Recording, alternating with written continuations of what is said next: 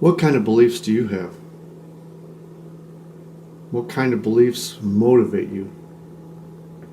What kind of beliefs do you have in your heart that make you who you are, that motivate you, that makes life meaningful for you? Well, I want to talk about beliefs and what they really are and the effect they really have on our lives and on society in general. Okay, first I want to say, I believe the sky is purple. I believe the earth is flat. I believe water is dry. I believe the night is bright, and I believe the day is dark. I believe the earth goes around the moon. What good are those beliefs? What good are they? What good are these beliefs?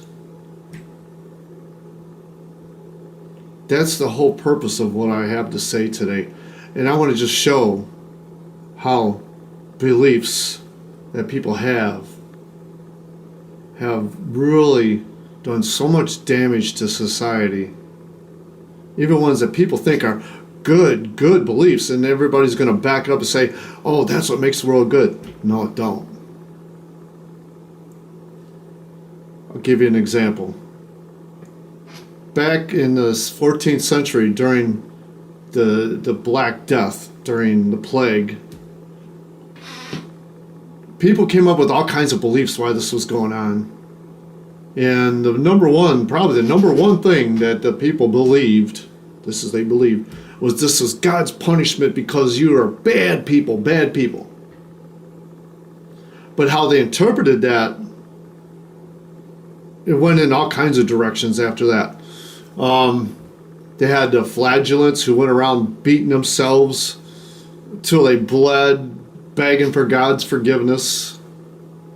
And they thought that's how they were going to solve it. They had to humble themselves before God. And this was going to stop the plague. There was people that blamed the Jews. I mean, that was really the first Holocaust. There was tens of thousands of Jews slaughtered because there was all kinds of Christians that said, God's punishing us for allowing these Jews to live among us. That was their belief. And all kinds of innocent people died. Okay, and another belief. During World War I, when the Germans surrendered, and some people in the German army thought that the government had betrayed them, that the progressives and the Jews sold out on them, that they could have won the war. And that was their belief. And that's what really culminated in Hitler coming to power. And why, one of the main reasons why they started slaughtering Jews, the Holocaust, was because that was their belief. The Jews were the ones that were promulgating communism on the world, which it wasn't true. I mean, the Jews were being persecuted in Russia just as much, not as badly, but just as much as they were being persecuted in Europe.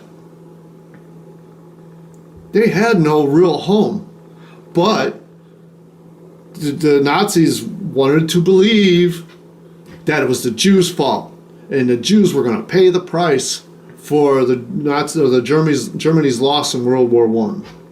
That was their belief. What good is belief? What good is it? What does belief prove? I'll tell you what beliefs really prove is that the person really has no idea what they're talking about. Because when they say, I believe, what they're saying is, I really don't need to consider facts. I really don't need to consider reality. This is what I believe, and nothing else matters. You can show people that believe all kinds of facts of what's really going on, and it don't matter because I believe. It's a cover-up. It's bad. To believe something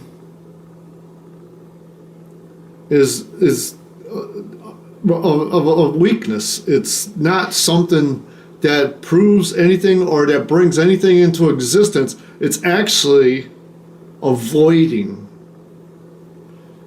When you're saying, I believe, you're blowing off everything else. This is what I believe, and nothing else matters. And that includes facts, truth, anything. I mean, look at David Koresh and all those people that died in Texas.